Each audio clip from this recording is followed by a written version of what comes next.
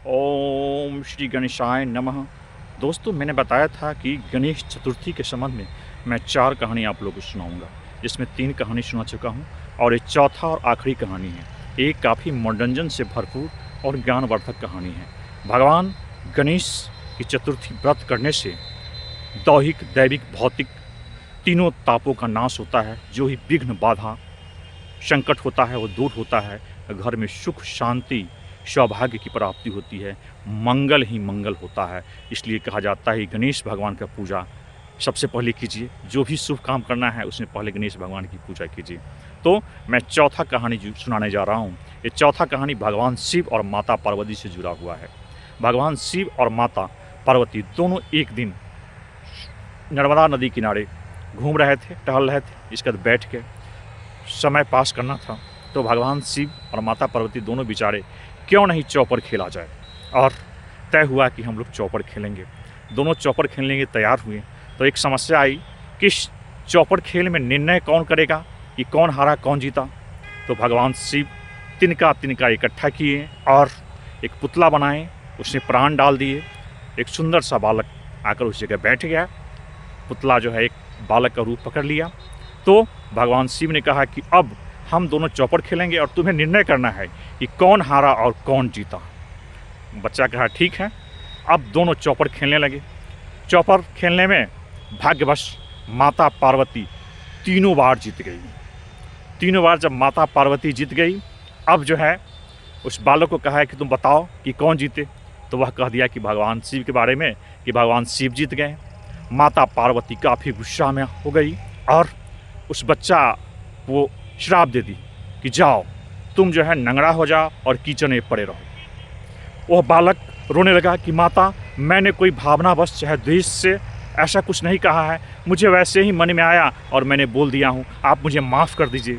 माता पार्वती कही माफ़ तो मैं जल्दी नहीं करूँगा, चलो तुम इतना रोते हो तो मैं तुम्हें कहता हूँ कि जाओ, एक समय जो है यहाँ नाग कन्या आएंगी और उनसे तुम गणेश जी की जो पूजा है उसका विधि विधान सब कुछ समझना और गणेश जी का पूजा करोगे, इसके बाद ही तुम्हारा उद्धार होगा। इस तरह कहकर भगवान शंकर और माता पार्वती कैलाश पर्वत पर चले गए।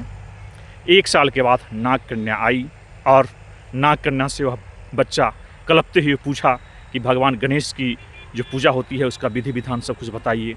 और वह सब जानकर उसने 21 दिन तक कठोर भगवान जो है गणेश का पूजा किया।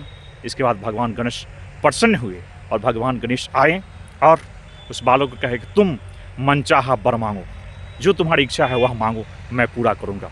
उस बालक ने भगवान गणेश से मांगा कि हे भगवान गणेश, आप मुझसे प्रसन्न हैं तो आप मुझे इतना शक्ति दीजिए कि मैं अपने पैरों पर खड़ा होकर अपने माता पिता के पास कैलाश पर्वत पर पहुँच सकूँ।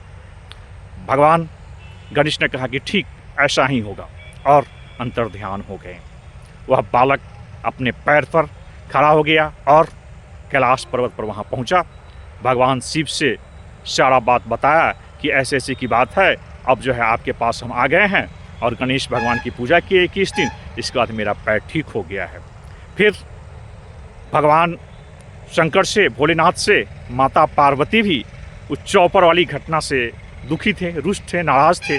तो भगवान शंकर ने भी 21 दिन तक कठोर व्रत गणेश जी का रखा और माता का नाराज़गी खत्म हो गया और भगवान शिव, माता पार्वती दोनों प्रेम से रहने लगे। उसी समय माता पार्वती को इच्छा हुई अपने पुत्र कार्तिकेय से मिलने के लिए।